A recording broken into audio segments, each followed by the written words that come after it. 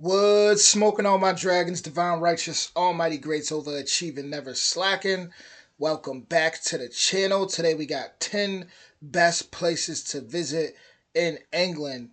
After my 10 top places to visit in the UK reaction, I definitely took advice and I'm going to check this video out. Excuse my pronunciation for anything I pronounce wrong. I'm a so-called Black American from New York, so definitely excuse my pronunciation. But with that being said, we gonna hop right into it. I'm excited. Definitely loved what I seen in my last England video. It was phenomenal to me personally. Personally, just phenomenal. So with that being said, let's jump right into it. Here we go.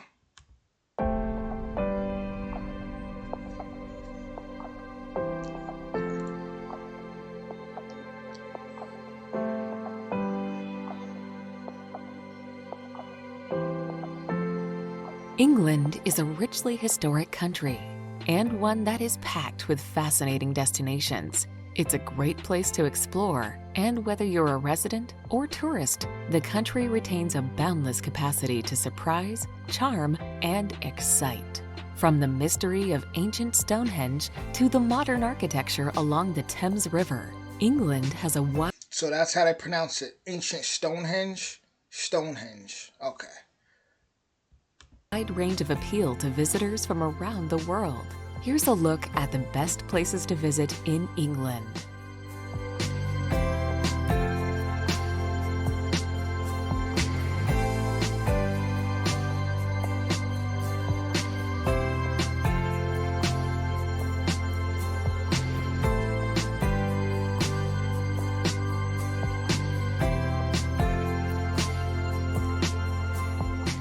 Number 10. Chester. Located in northwest England, just on the Welsh border, Chester is a charming city with Roman origins. Its biggest attraction might just be the Chester Cathedral, a stunning structure that was one of the few to survive under Henry VIII because it was simply too beautiful to tear down. Travel back even further in time by exploring some of the Roman landmarks, such as the ancient walls or the ruins of an enormous amphitheater. Just across the street from the Roman amphitheater is a traditional 19th century Victorian garden, perfect for picnics.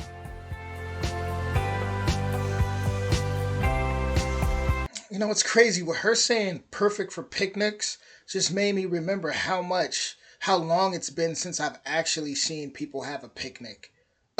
It's been a long, like, I don't think it might have maybe 17, 18 years. Like, it's been a long time since I've seen people doing things the old fashioned way. Out here in America, at least.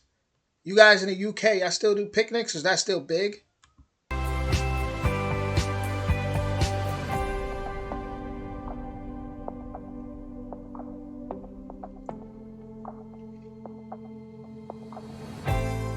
Number 9. Brighton. Right then. Brighton, on the Sussex coast, has been a popular beach resort since the mid-19th century. Much of its popularity is due to the proximity to London, making it popular with day trippers. The beachfront is lined with graceful old Victorian homes that today provide tourist accommodations. Visitors will want to walk out on the famous Palace Pier or admire the traditional English gardens. The Palace Pier is where you'll find rides, attractions, and vendors selling everything from ice cream cones to fish and chips.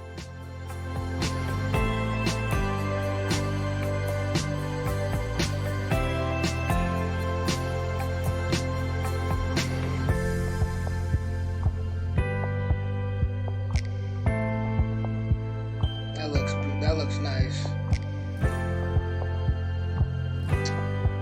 That looks nice, and it definitely gives me California vibes for sure. I've never been on a Ferris wheel before, so that also looks pretty cool.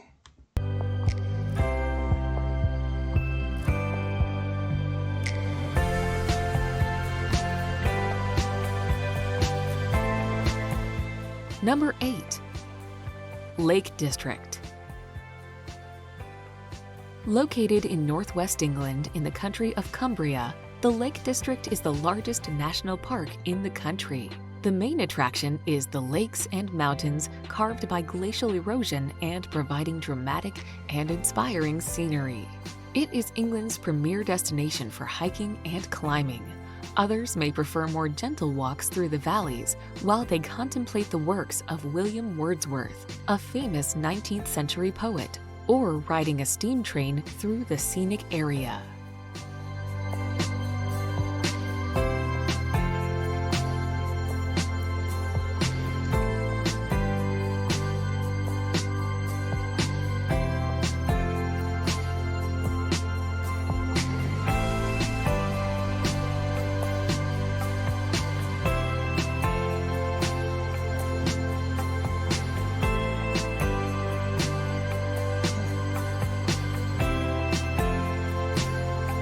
Beautiful.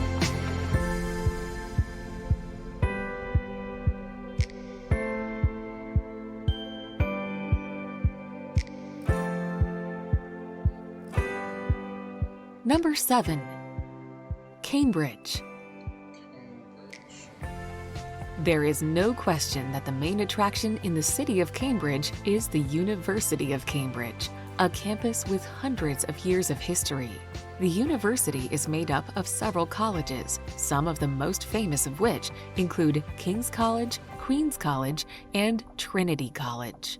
Perhaps the best way to see Cambridge is just to stroll through the campus architecture, peeking into halls and admiring the backs. That was definitely put together by some people with wisdom. King's College, Queen's College, Trinity College. Like, it's like you go to imagine attending all three.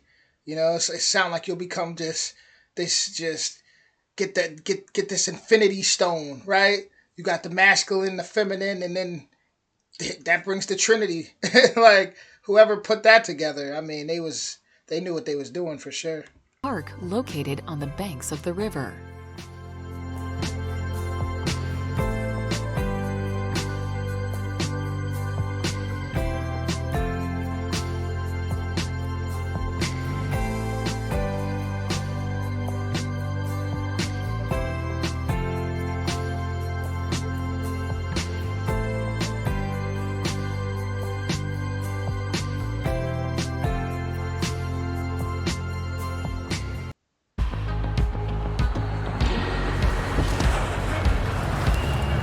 Let me help you.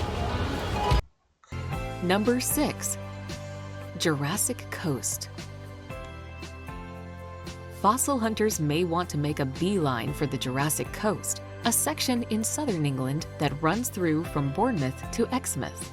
The rocks date back 185 million years to when the continents were crunching up against each other and then drifting apart. Museums along the way explain each region. So would it be safe to say pretty much Pangea? That to me is, oh man, that history. Like, I know they tell you, at least in America, they teach you that humans are only so old, right? But I believe humans are a lot older than we think. I really believe that. And when I hear about these times when, continents were, crunching together and drifting apart, I feel like there might have been I believe there was a time where everybody was kind of like more so all one. And this is how, when you look at ancient cultures, you have so much similarities all around the world. Because I feel like everybody was kind of like just more so one, to be honest with you. I do. I believe that, and I believe we're a lot more. I think what we believe is ancient ain't even touching the surface. My personal belief. Fossil hunters and all visitors should take time to walk the beaches or visit the small, charming towns along the way. Take care when walking near cliffs, since rocks can fall at any time. Oh. Gotta be careful.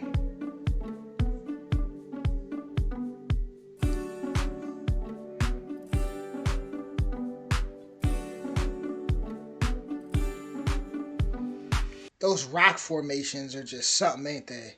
Fascinating.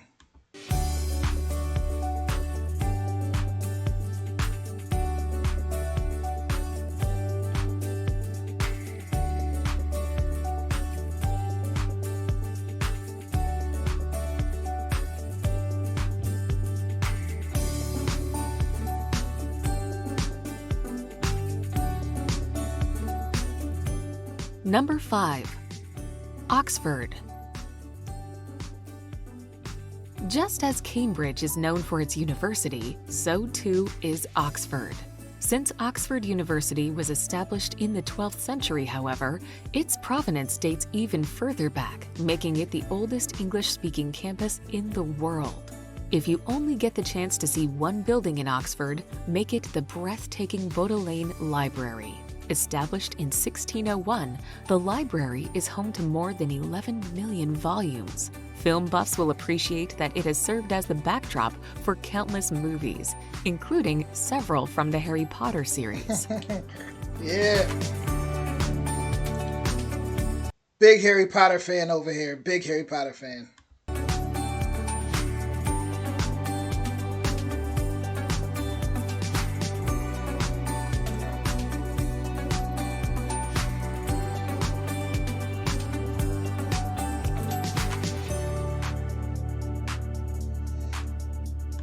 It does make you think though, like imagine how much work it took to shoot Harry Potter, going all these different places. I know those kids were exhausted.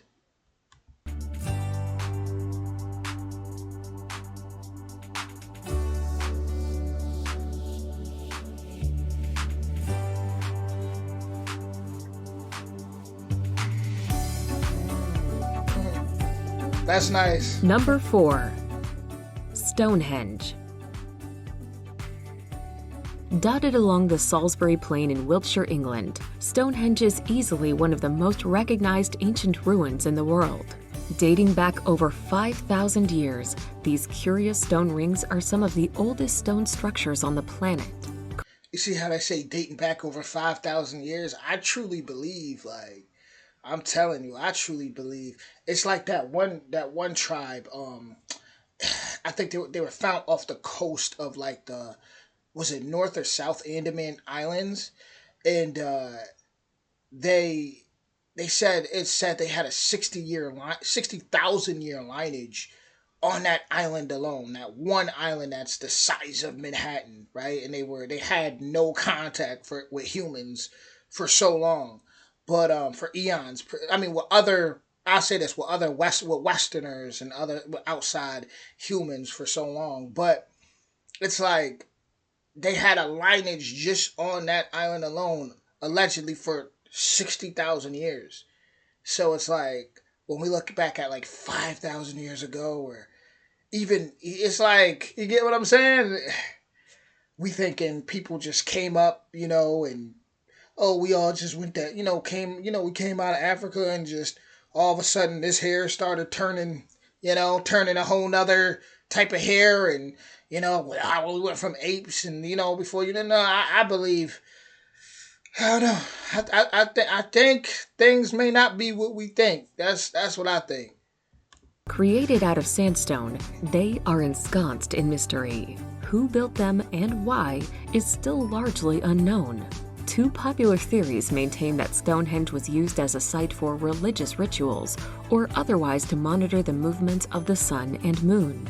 As you only need 2 hours to explore the ruins of Stonehenge, a day trip from London is often combined with a visit to Windsor or Bath. So let me pronounce it. Oh, Stonehenge. Let me say that. I just want to get that right for the people that may be a little irritated by the mispronunciations. So Stonehenge. I said stun. Stonehenge. Stonehenge. But yeah, like I said in the last video, I would love to go there like around the summer solstice. I just I feel like that'd be beautiful. I feel like me even doing these videos is beautiful because I feel like the reason humans are so just, I guess, how can I say it, just behind, even though we feel like we're so advanced, because of technology and this. But I just feel like there's still so much mysteries. I think it's because I think that started to happen when we got divided. I feel like the more divided we are, the more we argue, the more that we, oh, I'm over here, this is our history, this is our. I feel like that's when things start to become a mystery because we may not realize where, the answers are when we come together. But when we, separate things and we go to war with each other and and this and that, and abuse each other and start abusing the natural environments, the rivers, and then it's like imagine how much knowledge is lost, right? Because then no one wants to share this with that. Then all of a sudden, the next generations are debating and warring, and before you know it, 400 years, 500 years later, it's just crazy. So imagine 400 years after that, then 1,000 years after that, then 1,000. All of a sudden, everybody's, oh, this happened in history. Oh, we just found this. Well, we're theorizing this, so this must be true. And somebody's running with that, saying that theory was true. Whole time, someone else, it's, think about it, insane. So I feel like coming together is a beautiful thing, no matter what your background is. I think that's how you get the true answers.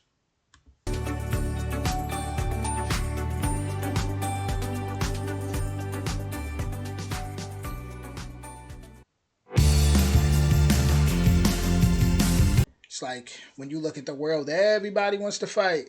Everybody wants to be super prideful. Everybody wants to. But in all reality, it's like just respect each other, learn from each other, grow from each other. That's my message. 3. Bath. Bath. Bath So I'm guessing I'm going to be real clean here.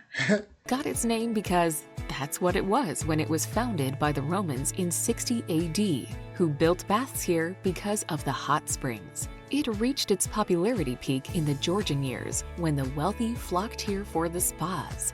Besides being famous for its waters, the city also is an excellent example of Georgian architecture. The city has an active cultural scene today with live theater and fine dining, and makes a good base from which to visit the monolithic Stonehenge.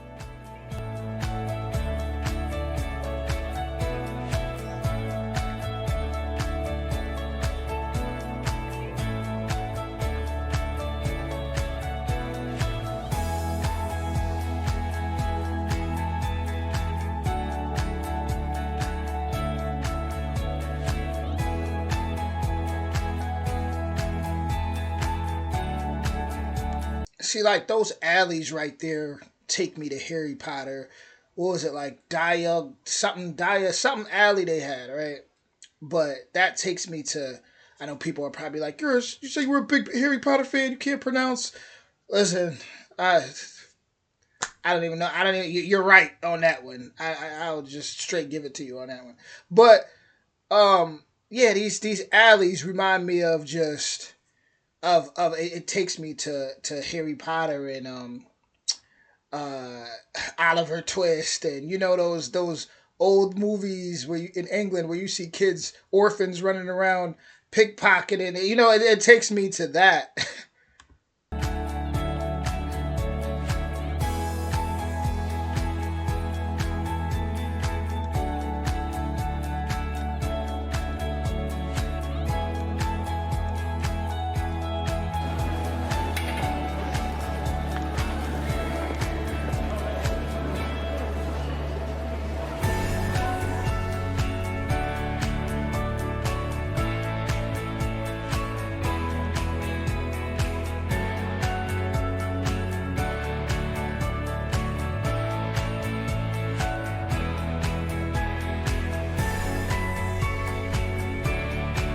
Number 2.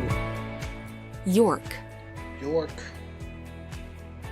The city of York is a truly ancient destination, and it boasts an impressive collection of architectural remains that date to Roman, medieval, and even Viking times. Plenty of exciting sights compete for visitors' attention as they stroll along the city's cobblestone streets. One of the city's landmarks is York Minster. This commanding stone cathedral is filled with remarkable works of art. The medieval Clifford's Tower, which was built by William the Conqueror and rebuilt by Henry III in the 13th century, is a great vantage point for panoramic views around the city.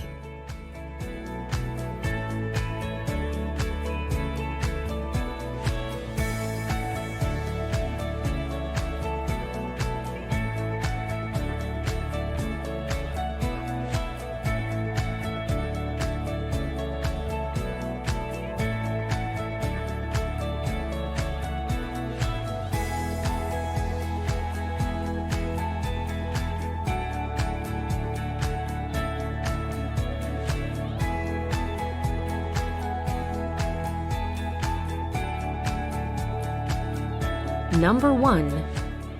London. London. English history buffs will have a field day in London. This city on the Thames is chock full of palaces, from Buckingham Palace to Hampton Court Palace. More a prison than a palace, the Tower of London is home to the crown jewels. And from Knightsbridge, don't forget to visit the magnificent food halls at Harrods. To Carnaby Street, the shopping is awesome. You can get around London quickly and efficiently by riding the famous Tube.